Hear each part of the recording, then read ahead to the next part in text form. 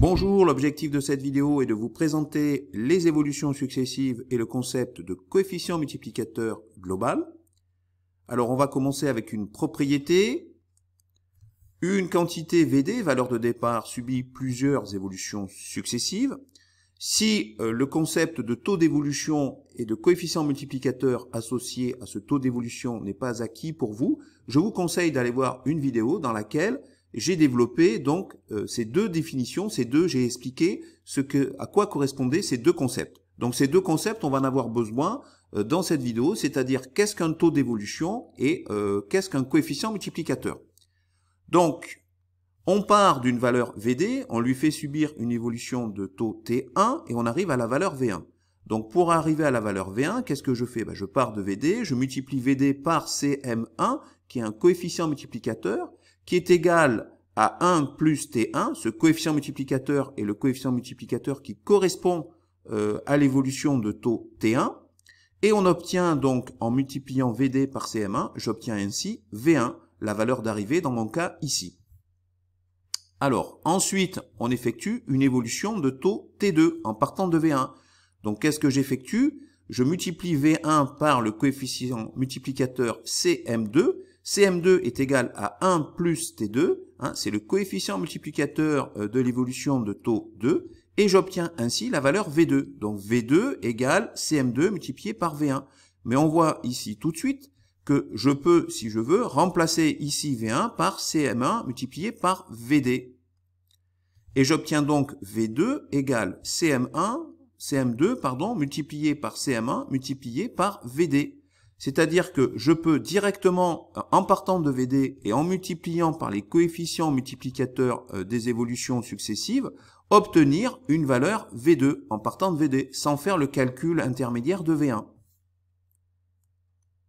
Alors, j'ai ensuite une évolution de taux 3, donc je pars ainsi de la valeur V2, je multiplie par le coefficient multiplicateur CM3, donc V2 multiplié par CM3, qui est le coefficient multiplicateur associé à l'évolution de taux 3. Alors CM3 est égal, je le rappelle, à 1 plus T3, et j'obtiens au final VA. Donc VA, ma valeur d'arrivée ici, est donc égale à CM3 multiplié par V2. Mais là aussi, je peux remplacer, si je veux, V2 dans un premier temps par le coefficient multiplicateur M2 multiplié par V1, et après V1, je peux le remplacer par CM1 multiplié par VD.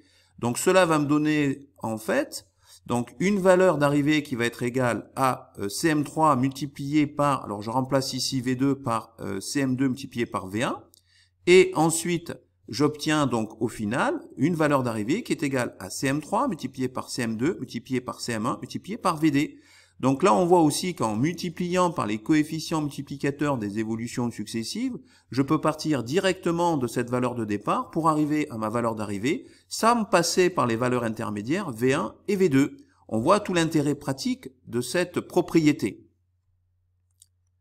Donc en fait, voilà, c'est ce que je vous ai expliqué. Je peux partir de VD, pour arriver directement à VA. J'ai ici donc ce qu'on appelle une évolution de taux global pour passer de VD à VA. Et il lui correspond à ce taux d'évolution global un coefficient multiplicateur global qui est égal à 1 plus T global. Il suffit de faire VD multiplié par CM global et j'obtiens directement VA. Alors le CM global, je le rappelle, il est égal au CM3, dans notre cas ici, dans notre exemple. Il est égal à CM3 multiplié par CM2 multiplié par CM1. Donc voilà, c'est-à-dire que lorsque l'on a des évolutions successives, je peux directement partir de la valeur de départ pour arriver à la valeur d'arrivée en prenant un coefficient multiplicateur global qui va correspondre au produit des coefficients multiplicateurs des évolutions successives. Donc j'obtiens en fait la propriété suivante, le coefficient multiplicateur global est le produit des coefficients multiplicateurs de chaque évolution. Donc voilà la formule que l'on obtient, Cm global égale 1 plus T global, c'est-à-dire que, évidemment, que mon coefficient multiplicateur global correspond au coefficient multiplicateur du taux d'évolution global entre une valeur de départ et une valeur d'arrivée. Et ce CM global, il est égal à CM1 multiplié par CM2, multiplié par CM3, multiplié, voilà, par autant d'évolutions que je vais avoir dans mon cas que je vais traiter, dans le cas que je vais traiter. On va voir maintenant un exercice.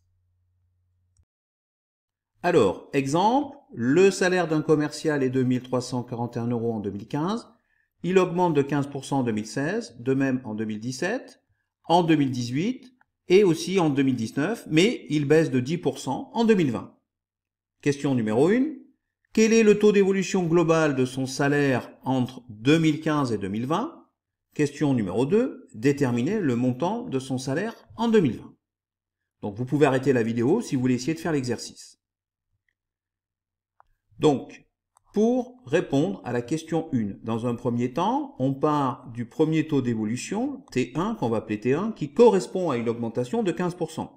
Donc T1 est égal à 15%, c'est un nombre positif puisque c'est une augmentation, et à partir de T1, on va déterminer le coefficient multiplicateur 1, qui est le coefficient multiplicateur en lien avec ce taux d'évolution, qui vaut 1 plus 15%, qui est donc égal à 1 plus 0,15, et ça nous fait un coefficient multiplicateur CM1 qui vaut donc 1,15.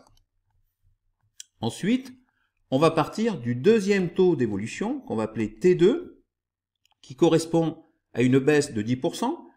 Donc on va donc avoir, puisque c'est une baisse, on va avoir un nombre négatif, donc T2 égale moins 10%. Le coefficient multiplicateur, donc CM2, va donc s'écrire 1 moins 10%, puisque j'ai une baisse. Ensuite, cela va me donner 1 moins 0,1, c'est-à-dire 0,9. Donc voilà la valeur du coefficient multiplicateur numéro 2. Donc on va maintenant calculer le coefficient multiplicateur global de l'évolution du salaire entre donc 2015 et 2020. On va utiliser la formule que l'on a vue précédemment. C'est-à-dire que le coefficient multiplicateur global est égal au produit des différents coefficients multiplicateurs. C'est-à-dire CM1 multiplié par CM1, puisque c'est chaque fois pendant 4 ans, voilà, CM1 multiplié par CM1, et ensuite multiplié par une baisse CM2, qui correspond au coefficient multiplicateur CM2. Donc cela nous donne CM1 donc à la puissance 4 multiplié par CM2. Donc le coefficient multiplicateur global va donc être égal à 1,15 le tout à la puissance 4 multiplié par 0,9. Alors on obtient comme valeur approchée de ce coefficient multiplicateur global donc une valeur qui est de à peu près voilà 1,57. Donc voilà une valeur approchée du coefficient multiplicateur global. On va maintenant calculer le taux d'évolution global de son salaire entre 2015 et 2020. Pour cela, je vais donc faire le coefficient multiplicateur global moins 1, puisque je rappelle que le coefficient multiplicateur c'est égal à 1 plus le taux d'évolution. Donc pour avoir le taux d'évolution, je fais le coefficient multiplicateur moins 1, c'est-à-dire donc 1,15 puissance 4 fois 0,9 moins 1. Et je vais donc obtenir donc une valeur approchée qui va être autour de 0,57. Ce qui, alors 0,57, cela correspond à une augmentation de 57%. Alors attention, on va mettre ici en avant une intuition qui est souvent prise par les élèves, mais qui malheureusement n'est pas bonne. En effet, lorsqu'on dit qu'on augmente de 15% pendant 4 ans, et ensuite qu'on baisse une fois de 10%, on pourrait imaginer que cela pourrait correspondre à, en fait, au départ, à une augmentation de 4 fois 15%, c'est-à-dire 60%, et ensuite une baisse de 10%, c'est-à-dire 50%. Donc, on voit bien ici que l'intuition, qui est d'additionner, en fait, quand ça augmente, et de soustraire lorsque ça baisse, eh bien, cette intuition n'est pas bonne, puisqu'avec cette intuition, on obtient 50%. Alors que mathématiquement, ce qu'on trouve, c'est une augmentation, c'est un taux d'évolution global de son salaire qui est de 57% au lieu de 50%. D'accord? Donc, il faut faire attention à cette intuition, car malheureusement, elle va déboucher sur un résultat qui est mathématiquement faux. Donc, le taux d'évolution globale de son salaire entre 2015 et 2020 correspond à une augmentation de 57%. Donc, question numéro 2, pour déterminer le montant de son salaire en 2020, eh bien, je vais utiliser la formule suivante, c'est-à-dire que la valeur d'arrivée est égale au coefficient multiplicateur global multiplié par la valeur de départ, c'est-à-dire, alors on avait trouvé pour le coefficient multiplicateur global 1,15 puissance 4 multiplié par 0,9, ce qui correspondait à peu près une valeur approchée de 1,57, multiplié par le salaire de départ, c'est-à-dire 1341 €. Cela nous donne comme valeur approchée, valeur arrondie, disons au niveau du salaire en 2020, qui est de 2111 €. Donc voilà ce que l'on obtient comme valeur d'arrivée, 2111 €. Donc le montant de son salaire en 2020 est de 2111 €.